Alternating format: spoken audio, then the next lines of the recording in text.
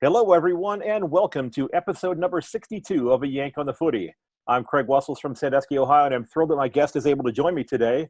He's one of the founders of the Women's Australian Rules Football, or Wharf Radio, and is a VFLW play-by-play caller and a host of the Wharf Radio podcast. I'd like to welcome Mr. Peter Holden to the podcast. Peter, welcome. Thanks for taking some time out of your morning before you head off to work.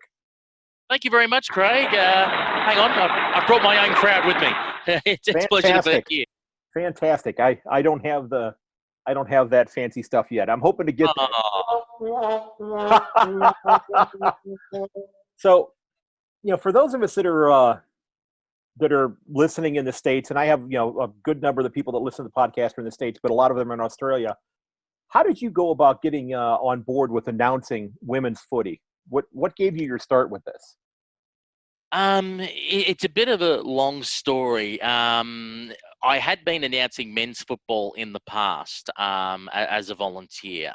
Even though I worked in radio for the good part of almost 2 decades professionally, most of the times the sports calling aspects, because I called what Americans would call minor league levels below the National League.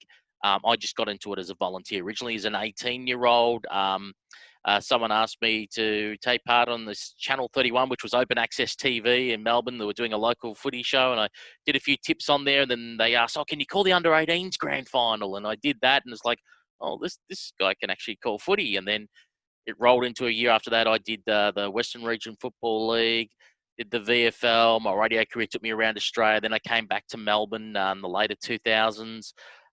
Did VFL men's from 2007 through to about 2013, 2014 for various stations. But by the time 2013 came around, I was really getting bored of doing the VFL men's because, again, as you Americans say, it's minor league level and it's the reserves, the main grade. So the teams, in a way, let's just say they're playing, but they're not necessarily playing to win. They're playing for structure or their own individual positions to get promoted up.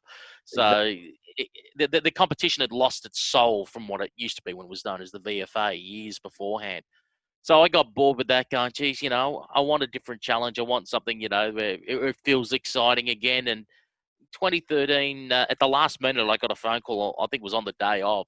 Someone said, the women are having this representative match.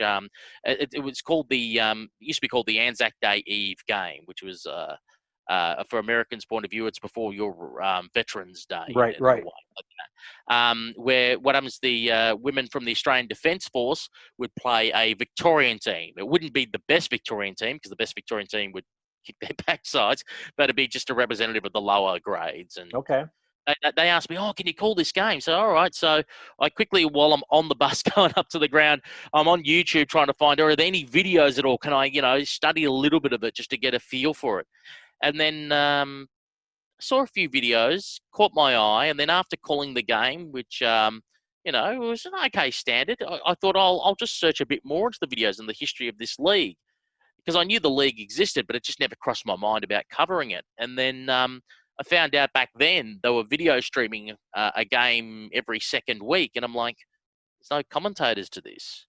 And that's when the wheels in my head started going of, if you can add commentary to this, add some graphics and just add a little bit of polish to the product, this could be something really good. So you're saying that they were just airing the video, but no sound, no audio at all with it. Yeah, most of the times. There'll be one or two times they might have just someone who happens to have just stumbled across them at the ground and say, I'll call. So it wasn't necessarily professional. So I thought, this is great. And then so I sent the league an email at the end of 2013 saying, I'm interested in commentating for 2014 for next year. And then I got an email back saying, the league's now being taken over by AFL Victoria, the governing body, and we'll have a meeting in February once we get everything sorted. It's like, okay. And I met them in February, and just when you think things are going right, they turn around to me and they go, we're scrapping the video streaming. And I'm like, what? They go, this is taken over by an organization that had more money than the previous league. Yeah. And they go, we're scrapping it. And I'm thinking, hang on, you're talking about this national competition that you might get up one day. You think you want to promote it more, and you're going scrap your coverage? And I kind of walked away disheartened, and I didn't think anything more of it. And I it can wasn't until imagine you would. it wasn't until a few months later when I bumped into an old friend I used to commentate football with. He was based down in Geelong, and he told me he moved to Melbourne. He says, "Oh, can I call football with you on 3WBC?" And I'm like, "Well, not really." He said, "The commentary team's full at the moment. Even I'm being involved in a rotation policy because we've got too many callers." And then all of a sudden, a light bulb went off my head. I go, "You available on Sundays?" And he goes, "Yeah, yeah." I said, "How about calling women's football?" And then all of a sudden, round 6, 2014, Tin Alley, Melbourne University versus the Darebin Falcons. We rolled up and we called our first game. And after that, it's been, I think, almost 250 games of women's football called across 6 seasons. So you basically took the initiative to kind of reestablish the broadcasting of the game on your own at that point Absolutely. in time. So absolutely, with borrowed gear and with whatever money I could scratch up to buy some equipment of my own and tape it all together. I remember it was embarrassing the first game that we did because we went to had this nice big banner made from Officeworks, all printed out. You know, this is back then in our first year known as VWFL Radio. We'll have the website address on there and a little frequency as well that you could listen at the ground, 89.1. And the banner wasn't ready. So I had to end up getting like 2 A5 sheets of paper, or these large sheets of paper, and just with a texter write it out. It looked very dodgy, and I copped some stick from the Melbourne University president, Lauren Burns. He came up to me going, "Geez, looking real professional there, Pete." And I'm like, what can I do? What can I do? We run on the smell of an oily rag. But then the next week though, they called the next day and said, "Oh, by the way, your sign's done. Couldn't have had it yesterday for me, huh?" Yeah, exactly. and unfortunately, the embarrassing thing for us as well is that we don't actually have a recording of the first game that we called, because I thought on the old laptop I used then, I can record and I can stream at the same time. No, the laptop back then with the sound card didn't allow it. And embarrassingly, Melbourne University came up to me after the game, even though they lost, and they went, "Oh, can we listen back to the call?" No. So that's something we had to get sorted out before the next week. I have to tell you, the first call will never ever be heard again. It was a one and only affair.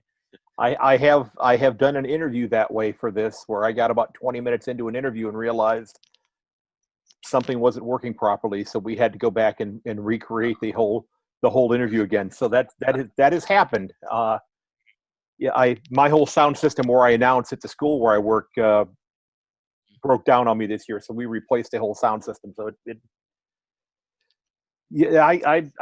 I'm definitely with you there as far as the technical issues go. So you got started, announcing the game at a very basic level. You went in, kind of on your own and said, "You know what? If we're going to have this national competition, which is now out there, you need to get this message out to people." So that eventually evolved into what is now Wharf Radio. And how did that come about? Where did the idea for Wharf Radio come from then? So essentially, we've been the one continuous call team all the way through, where the name changed about 3 times. So the original core of the group, which we call now Wharf Radio, began as VWFL Radio in 2014. Was just myself and Daniel Hill. So we're a 2-man duo. And then as the season started to go on, Dan wasn't quite as available as he said he was going to be. So all of a sudden I'm like, I need some co-commentators to try and help me out. I remember one day they asked me to call a game at Diamond Creek on a Saturday. And I said, "But Dan's not available on a Saturday." And the league said, "Oh, we'll find you someone. They'll show up and they'll help you, because we need you to call that game and the International Cup game between USA Liberty and Ireland straight afterwards."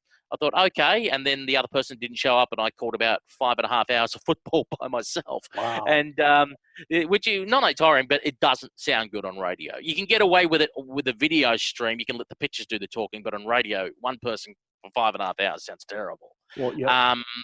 It took me a while when I first started, following the game, before I could actually listen to a radio call and visualize the game in my mind, because it's something, that, listening to, a baseball game or an American football game on the radio, I can visualize what's happening. But it took me a little while before I could figure out exactly where the action was going on the grounds.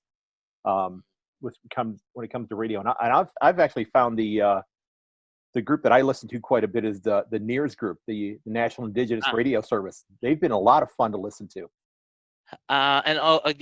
Diverging just for 1 second, we were very, very close to almost doing a kind of deal with them to call AFLW in 2020. Unfortunately, it fell over at the last second.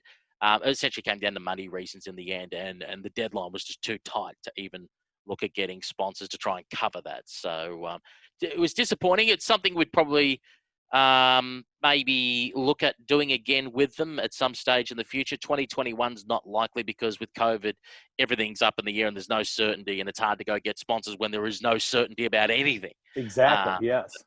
But the doors, but they left the door open. So hopefully that's something could happen. That's great. And I was going through the list on your website with the team, and you've got a lot of people here who have worked as analysts alongside of you that have or worked as guest analysts. And I'm seeing Phoebe McWilliams and Hannah Mounsey there, and Brian Barish here in the States, which we'll get into the stuff here in the U.S. a little bit as well. But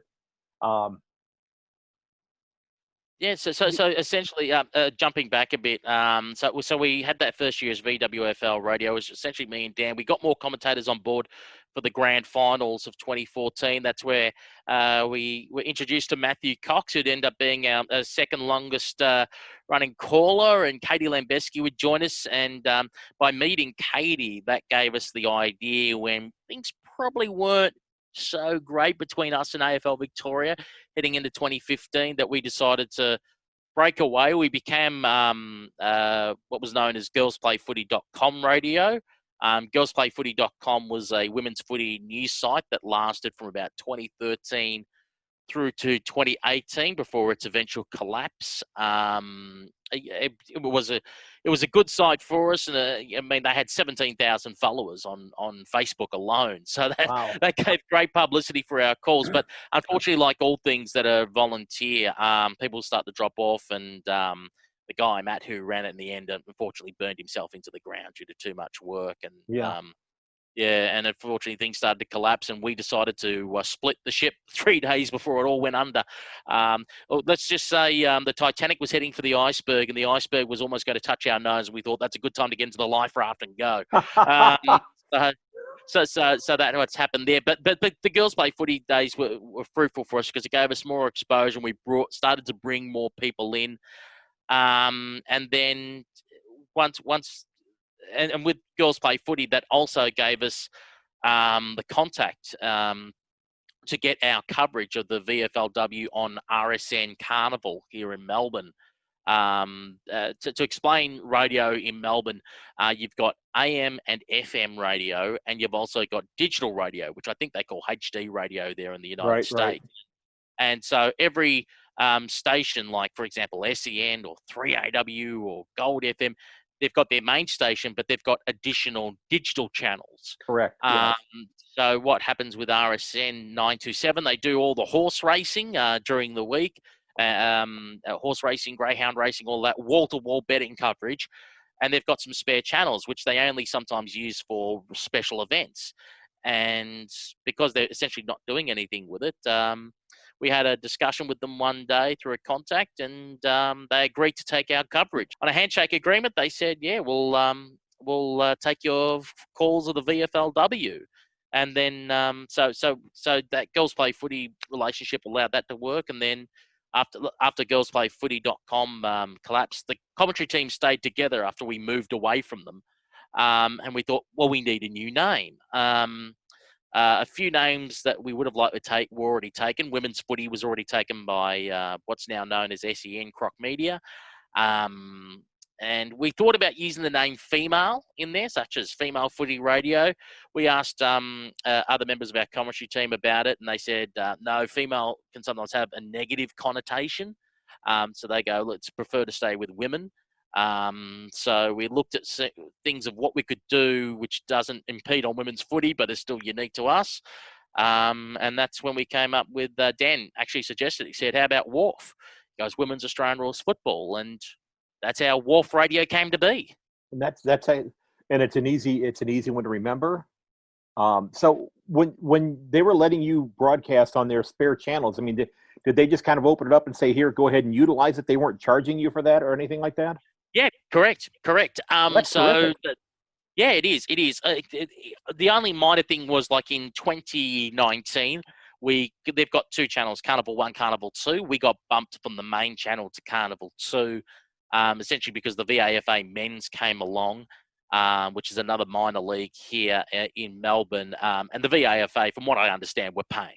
So it's a case of, we thought that as much as some people might arc up, hey, you know, women's football got bumped for men's football. It's like, well, to be fair, they were paying, we were not. So, you know, we can't complain when you're getting something for nothing. So that made us go to RS. But people still find a way to do that, though. Yeah, exactly. Yeah. And plus, the VFL launched their own app. And to be honest, a lot of our listeners were coming through that VFL app. So that allowed us another way to get out there. The only pitfalls when you go through digital radio and through digital apps is if people try to listen at the ground, you're on about a 30 to 60 second delay. And that's why at times we try and, if there's a crowd, we try and set up a little FM transmitter that can be just heard around the ground. So people can listen to us without the delay. Well, that makes sense. I mean, that's a great thing that you're able to do for them. Because, you know, for example, I don't know how much of this is happening in Australia with regards to television, but there's been a huge trend in the United States to get rid of what is called like cable or satellite television and go with streaming services where you're getting all of your, not just Netflix, but like all of your channels, like your regular news channels and everything like that coming over the internet. So there's always a little bit of an additional delay on those things now that you didn't necessarily have with like an antenna or with cable television. So we've seen some changes with that. We did that about 2 years ago at my house. Absolutely. You've got a similar thing in Australia where you break down TV. You obviously got free-to-air television, right? Which used to be like the main 5 channels. There used to be the 3 commercial channels, which was 7, 9, and 10. The 2 government-funded channels, ABC, SBS. Oh, and there was C31, which was the open access channel. And then all the stations, excluding C31, got given digital channels. So all of a sudden, their content quadrupled. So they've all got an extra 3 channels each. So that's all free. But then you also had what we called Foxtel, which was pay TV. Right. Before that, there was even the Galaxy TV and there was Optus Vision. But all of them faded away, and only Foxtel, which the Rupert Murdoch-owned company, that succeeded. Essentially by just outlasting the rest because they were pouring money into. But Foxtel have been losing subscribers and money hand over fist for years now, and everyone agrees that pay TV is nearing the end. And you can see what's happened where Foxtel and the like have been buying into subscription services now because they know people are, as you said, cutting the cable. Sports now is being shown, such as a new entity set up similar to a Netflix called KO here in Australia. So now I've heard that mentioned, are streaming via that. So the Foxtel channels are now available on KO because Foxtel saw the writing on the wall that they're about to die. So they're diversifying into that. And Stan, for example, which was another Netflix-type provider owned by, I think, Channel 9, to add to their movies, they just brought the rights to rugby in Australia. So they'll be showing now rugby via online streaming channels. So, yeah, or the old school pay TV via cable, that's just about dead now. That's almost coming to an end. But they're now essentially moving. Those same companies are moving and investing in streaming services. Yeah, it's becoming significantly larger here. But you know, I went through and I was actually watching a couple of your calls today on the website. You know, you've had an opportunity to come here to the States, to the U.S. to call games as well. Do you think, you know, and this kind of gets into, you know, I know you've focused mainly on the VFLW, but you know, looking at and I'm doing hand gestures and you can't see me since my camera's not working, so it doesn't. You know, the AFLW has grown now to 14 clubs. And I know this is a really touchy subject with some people, but do you think it grew too quickly? Because there were some clubs this year that really struggled. Yes. Okay. Okay. I know some will disagree with me. It's a very touchy subject, and it's very you're in one camp or the other. I was firmly in the other camp, which was originally I would have liked a 6-team competition to start with instead of 8. They went with 8. I understood that. They probably around now, I reckon, could have grown to 10. I would have liked to have seen the opposite happen, because what they're trying to do is they're trying to get all 18 teams in as quick as possible. Exactly. But the negative effect of that is that the women are going to be part-time. And if the women are part-time and there's more of them to pay, the road to full-time footballers is going to be a lot longer. My thinking was the other way around, where you should go, okay, let's keep the number of clubs less, but let's get to full-time faster. Because if we get to full-time footballers faster, they, with more time to work on their skills and concentrate solely on football without having to worry about work and their careers, etc. I believe that way the skills would have developed even faster and even better. And because essentially, think about it, when you've got 8 teams with 30-player lists, you've got the best 240 footballers. Right. But then you add another 180 on top with 14, you've got the best 400-odd footballers around. But and we saw the same in the men's game when they went to 18. The more and more footballers that you add on, player number 359 is going to be substantially less in quality than player ranked, say, 12. Exactly. That gap is larger. And some are saying, oh, yes, but you help the bottom end and they get to play with the top level. It's like, I think at this stage, the more important thing is to sell the league, is to sell that this is the elite. It's not just a case of, oh, you're a good footballer, you get in. It's like, no, this has to be the elite of the elite. And those that do miss out would be still good footballers, but then that would help the state leagues. Because the one thing that we noticed in the VFLW last year in 2019, and I say last year 2019 because we lost the 2020 season due to COVID. Right. The one thing that we saw was the gap between the top sides and the bottom sides really opened up. As opposed to the previous year, which was fairly even, it's like now we're starting to notice of, okay, the top teams are smashing the bottom teams, and this is not good. This is not good at all. You need things to be relatively as close as possible. And when the gap starts to open up between good footballers and bad footballers, and you've got to consider at the same time as well, you're trying to put, if you get to that number of 18, which is the same as the men's, right? Okay, equal opportunity, I gather that. But there are less women playing football than men playing football if we talk Australia-wide. Okay. So, hypothetically speaking, the best men playing in the AFL are, I'm just picking out a random number, are the top 0.5% of footballers playing the game. Where because there's less women playing, then all of a sudden it might be the top 2% of women playing the game. Okay, that makes sense, yeah.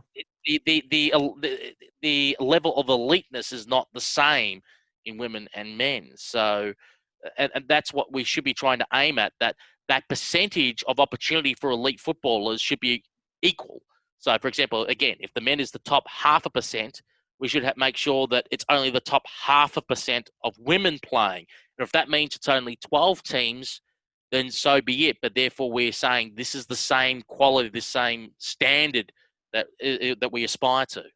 Because if I'm not mistaken, there was a push, and I think it was actually supposed to happen in 2021 or 2022. They were supposed to bring the final 4 clubs into the AFLW, but they've pushed that back onto the, back on the agenda a little bit, from what I have gathered. Because I think what you're really saying is that some of the women at the lower end of those lists would probably have been better served, maybe still playing in the state leagues to develop their skills before they go and play in what is considered to be the elite competition.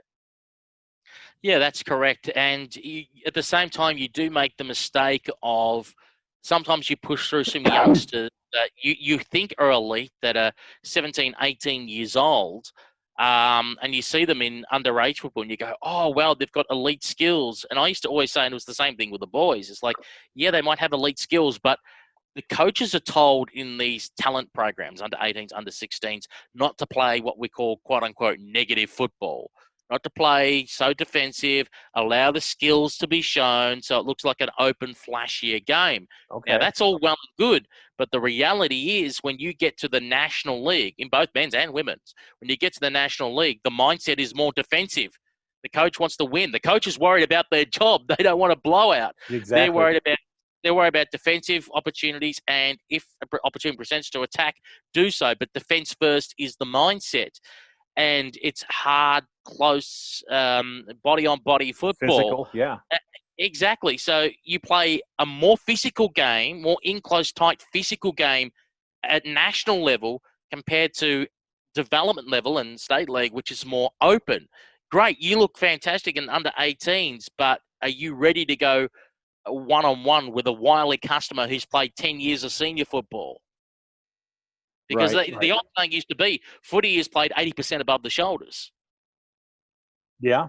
I think a lot of sports are that way, but yes, it's but yeah, you're right, and it's and like we were saying with the state leagues and cutting those elite opportunities, some 18-year-olds actually benefit, and as we've seen, history shows us in men's football that some 18-year-olds are not quite, might have the skill, but are not quite mature enough and ready yet, and they would benefit from staying at state league level for 2 or 3 years till they get settled.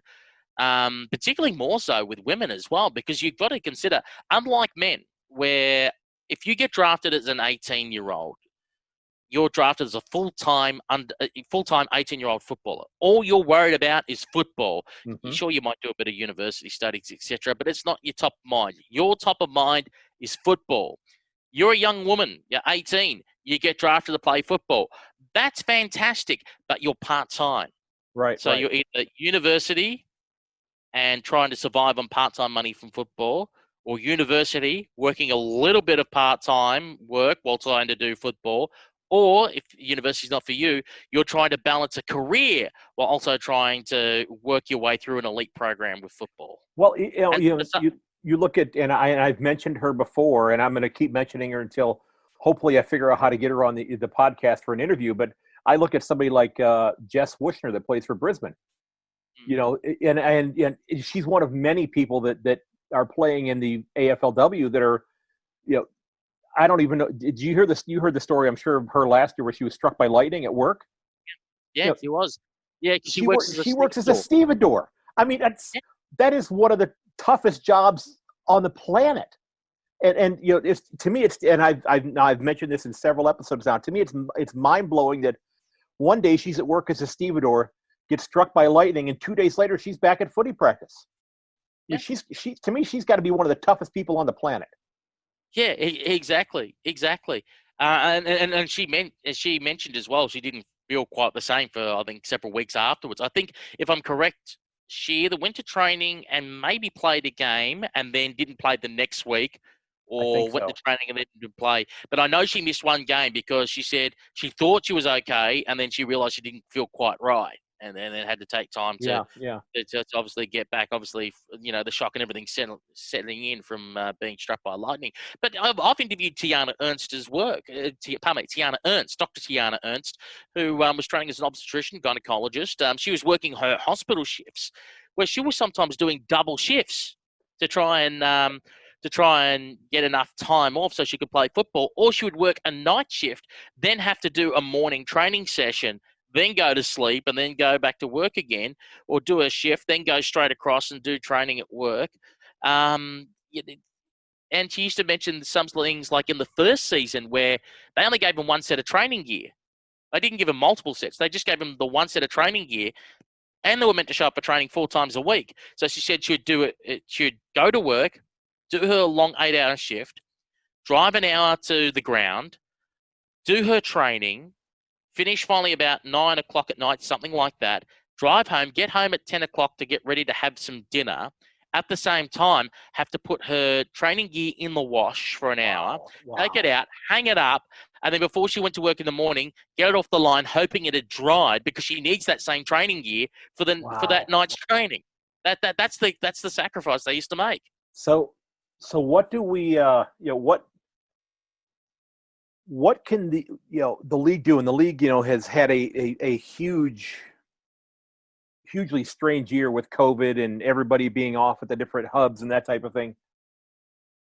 What can at the AFLW level, what can they do to get women to where it is more of a full-time situation? Because I know that the competition right now is not self-sustaining. It's not making enough money itself to pay for, all of the athletes and all of that sort of thing. So it's taking in money from the AFL as well. But how do we get to the point where it becomes something that's viable on its own? COVID-19 has certainly thrown a spanner in the works. So it takes away some of the easier answers. Chatting, for example, listening to an interview from Brie Brock, should I say, that she did with the Outer Sanctum. And she highlighted it best, where up until, and this year is an exception. The fixture is going to be put out in December, but COVID-19 means things have to be put out late. But prior to COVID-19, there was a lot of times, the first couple of seasons, the fixture for AFLW, as much as the season was kicking off at the start of February, the fixture wasn't coming out to November, December. And that used to screw around, for example, Brie Brock was CEO of the women's program at the Lions, because she said the later and later they left it, it gave them less opportunities to go, okay, what are our home games? When are we hosting these home games? Where exactly are the home games? Because they used multiple venues. And okay, what can we set up as part of, if we were to appeal to sponsors, a match day experience for them? Because for them, they can't go out to sponsors and sell the fixture and say, hey, sponsor the team, your name on the back of the jumper or on the shorts, whatever. And you're also going to be given this little corporate box that we're going to set up for the day, and you're going to get a free feed, and you're going to get booze for your clients, and etc. They can't sell that to the sponsors without knowing what they're actually selling, because they don't know how many home games they've got and everything from space to signage rights, etc. Or even where they're going to be playing. Exactly. They can't plan. I mean, let alone for the players to be able to plan their life, because they've got to take off annual leave. COVID-19 is starting to span in the works. The same thing's happening around, where the clubs are going to struggle to make money, not only because some businesses are going to keep a tighter rein on their books while they try and figure out the ramifications from COVID-19 and when business will come back to normal, but with such a short lead-in time to when the season starts, it's like, as a club, you can't really go out there and sell it to sponsors because you don't know what you're actually selling. Exactly. That's a good point. Yeah, that's a good point. And you're not going to be able to make money. And the league's plans to charge an entry fee, which the players have been arguing for ages, even if it was a $5 entry fee, charge an entry fee, that could be also thrown on the back burner as well, because the league would be like, well, can we charge entry if we know we're allowed fans in or not? If fans do come in, are we limited in numbers? And maybe an entry fee might happen as a way of people having to book tickets so they can keep numbers capped. Who knows? But at the moment, without entry fees as well, that's another potential revenue source that's not there as well. You think they could have, even if it wasn't a significant amount, even if it was only $1 or $2, that maybe they could have done that. That wouldn't have been too patronizing a number to say, well, give us a little bit here. Yeah. Well, there's a thing that we thought of. They did a $2 donation, I know, for Optus Stadium when they had that first ever game there for Fremantle and Collingwood, if I'm right. They did that more of a case of just to keep an eye on tickets, so therefore they could say this was the official crowd, because they were trying to set a record, and plus the tickets doubled as free public transport for the day. But there was an idea around saying, well, what they should have done in season 2, just to get an idea of how much people are willing to pay, is they should have just made it like gold coin donation. And gold coin donation could have either gone to the charity of choice, I know the Players Association involved in ladder, or it could have gone to, we're going to give the money as grants to grassroots football clubs. There was a big push on of, let's do gold coin donation to at least show that, hey, over the weekend we've had 20,000 supporters show up at our games and we've raised $40,000 or $50,000. That'd be at least. A, it's goodwill, but B, it's able to show, hey, we can expect people are willing to give some type of money. We can start to forecast that we can have this amount of revenue coming in. I mean, some clubs at the moment have been selling women's memberships, and have been selling several hundred or 1,000 or so, which is impressive. I mean, the membership is really a donation because you don't have to pay to come into the ground, and you get essentially no real benefit from that membership. That's true. Now, I know you've got to be heading off to work here pretty soon, and one of the real reasons I wanted to get you on, and this has been a fantastic discussion. You've got some wonderful insight, from angles that I've not talked with people before. But getting back to to Wharf Radio. Yeah, I came across on your Instagram account that your organization is running a grant opportunity that I wanted to make sure that we talked about here. So can you tell us a little bit about that grant that you have up and running and how people might go about applying for that? Yeah, so it's unusual for a volunteer group to be putting up money of our own for someone else to go start another volunteer group, or a company for that matter. But what we did, we came up with the broadcast equipment grant. We had a small $500 contribution from another party, and we thank them very much for that. And I decided to chip in $500 of my own money. So we got $1,000 all up. Plus, we also had our friends at GoFooty.live, who we syndicate their Geelong VFLW call via our channel. They've also said they'll donate some podcast space as well in case they want to start a podcast. But essentially, it's a $1,000 broadcast equipment grant, and the aim is it's open to women who want to start their own football commentary team. Because the one thing that we've noticed, and this is available Australia-wide, even nationwide, worldwide. So if someone from overseas happens to send in a submission of interest, we'd look at it. But the idea was that we saw in Melbourne, we go, look, there's a dozen or so footy commentary teams. And I know there was a recent class where 20 women, all expressed an interest in wanting to call and do play-by-play for football.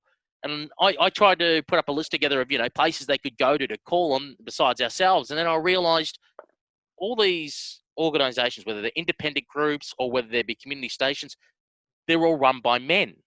Mm-hmm. And sometimes that can even be intimidating for women. So they're not even just trying to get past the stigma of, these men are probably thinking like dinosaurs and give women a go, or just stuff them on the boundary and be done with it. But for some women, it may be intimidating of, I don't know these guys. I don't think I could fit in their humor or whatever it might be. But they would feel more comfortable calling alongside other women. But for women to call alongside women, at some stage, you've got to have a woman run the team. As much as we obviously give a lot of opportunity to women ourselves at Wharf Radio, we thought we need a group out there where women know everything to do with broadcast, not just commentary, but know how to produce it, tech it, prepare it, have a full-flung women's commentary team. Also, they can be open to, as part of the grant, they can be open to having men on their commentary team, or transgender or non-binary persons. Or as we've also put in the grant, we look favourably upon those that also want to give opportunities to Indigenous persons or new Australians. So we put the idea out there that we want those women that are interested in football commentary, those that want to go one step further and start up their own call team. Here's $1,000, and you can go buy some of your broadcast equipment. Okay. It could probably buy all of it if you really want to go with the cheap bargain basement stuff. Don't knock it. That's what I did in 2014, and I got myself on the air. That's what I'm doing with my podcast. Or it might buy you, for example, like the Rodecaster Pro, which I use now. That costs around about $800. That'd be a big chunk of the grant, but that could be something that is your base, and then maybe with a bit of your own money, you buy the other bits and bobs. The opportunity is up to themselves, whatever equipment they want to get. But we thought at least $1,000 it might not be much, but it gets them off the ground, and it hopefully just finally gets the wheels going in one of their heads, that one woman will finally go, you know what, it's time to run our own team, and takes the initiative. Because the one thing I've said, like with Wharf Radio, as much as we're a team and we make group decisions in a democracy type of way on a Facebook group, at the end of the day, I own all the equipment. And as I used to say, if I happen to drop dead tomorrow, heaven forbid, knock on wood and all of that, or I get an opportunity that comes up for my career to progress, and I can't commit to doing weekends anymore and doing doing football, we need someone else who's going to give women that opportunity, and that's why we need a women's group to start up, to say, okay, that there is another avenue. We need more avenues out there to give women more options. The more options that open up, the more women are probably going to step forward and start taking on these roles. Okay, that's terrific. So where can they go and find specific information for the grant, and where can they actually apply for it? So if they go to our website, warfradio.com, so that's WARF they'll see a little tab there that says grant. They can click on the grant. We'll have all the information there, including my email at the bottom, which they just click on, and they submit the email. The applications are going to be open for another week and a half. So that's and there's what, a little bit December the 9th is when you're closing it out, right? exactly, Okay. And there's just small criteria there, and it's just to show that the criteria is more a case to show that you actually have a plan going forward. It's stuff like, what league do you want to commentate? And that could even be junior football or senior football. It could even be women from America that want to do the USAFL, fantastic, whatever the best idea we get. And at the same time, it's who do you want to call with? So it shows that it's not just you. You've gone, look, I've approached these group of people, and this is who we're going to call with. So we're not going to judge it on saying, oh, we don't like this person, so your grant's disqualified. It's not that. It's more a case of, okay, it shows that you're not just the only person calling, that you're going to have a group calling together, that there's other people you can rely upon to help you. And also, do you want to stream online? Do you want to stream video, audio only? It's just a showcase of, you've thought about seriously what you want to do, and this is the plan that you're going to follow through on. Terrific. Well, sir, I think we've covered pretty much everything, because like I said, I know you've got to be heading off to work, and I appreciate you taking time out of your morning before you head out, because I know you've got a busy day coming up here. And ladies and gentlemen, I want to thank Peter Holden for joining me this morning. And sir, thank you so very much for your time. It was a lot of fun. Thank you. It was a pleasure being on here, and fingers crossed the COVID-19 situation starts to sort itself out. So come mid-February next year, we get the VFLW back and running again after a year off, and we can call that, and hopefully for your sake and for everyone's sake in the USA, that the COVID-19 situation, sorts itself out. Because I want to get back across there. The USAFL Nationals got cancelled last October, and I've been going across every year for the last 4 years. So I want to get back over there. Well, I want to head your direction, because this is a game that I'm doing a podcast about, and I've never actually seen a game in person before. So you'll love it. You'll love it. As I say, you've got to see the game at the national level, and to get a real feel, you've got to see the game at the local level as well. Okay, Mr. Holden, I appreciate your time. So thank you very much, sir. Have a great day. Ladies and gentlemen, I'd again like to thank Mr. Peter Holden of Wharf Radio for coming onto the podcast today. I will have a link to Wharf Radio in the show notes, and at the top of the page on the far right-hand side, you'll see the link for the grant information, so you can check that out there if you're looking at applying for that grant. Sounds like a great opportunity. If you're a woman who's looking at getting into announcing footy, so I strongly recommend checking that out. Ladies and gentlemen, I also wanted to let you know that in the last week or so, I did open up my merch store for the podcast. Currently, I've got 3 different designs that are up, and I'll be providing a link to that store in the show notes as well. So if you're interested in looking for, a sticker for the podcast, or you want to get a T-shirt or something of that nature to show that you're a fan of a Yank on the Footy, or as you'll see on the website, if you wanted to buy a shower curtain or a throw pillow, they have them available. Not sure why you would want to buy one of those, but they're there if you're interested.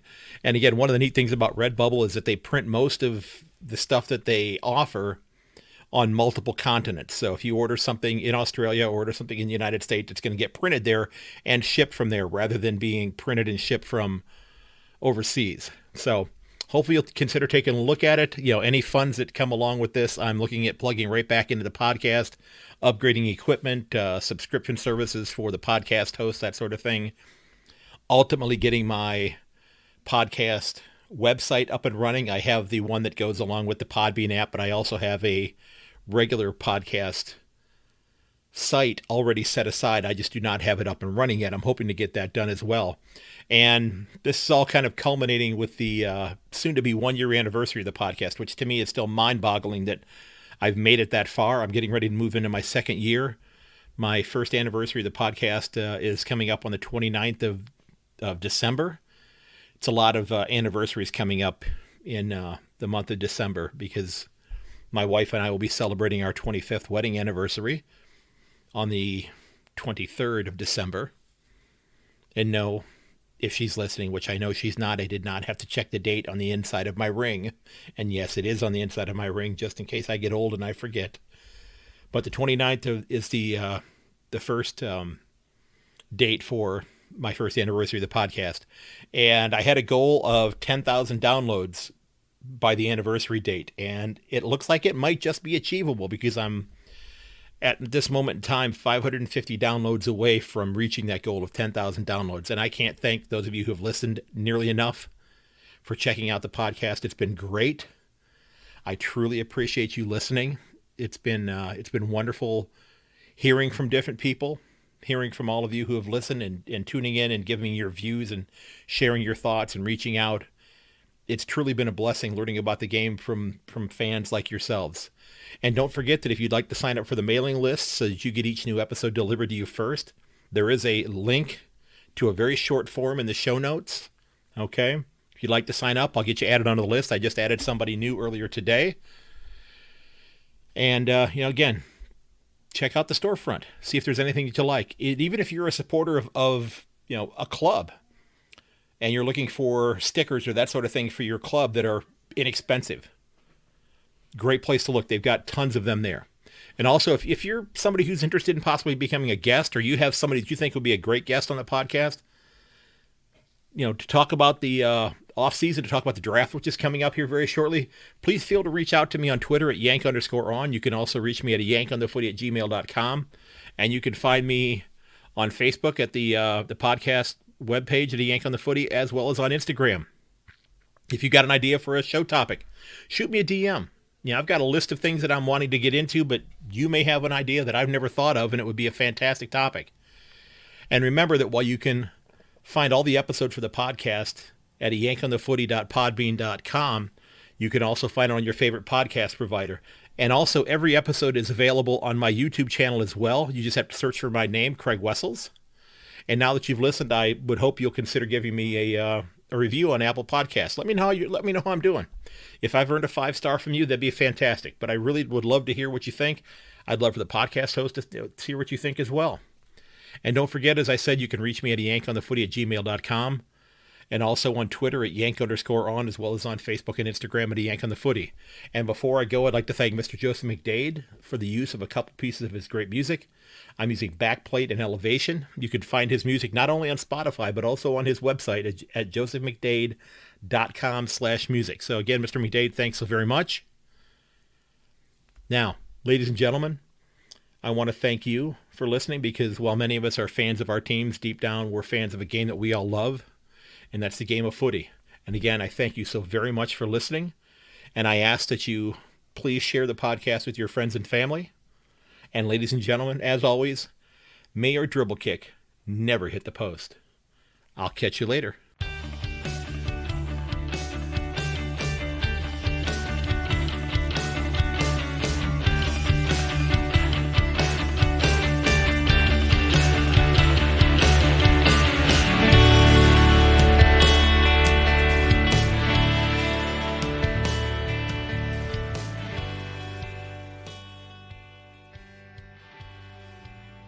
This has been episode number 62 of A Yank on the Footy. Don't forget that you can reach me at yank_on or at a yankonthefooty@gmail.com.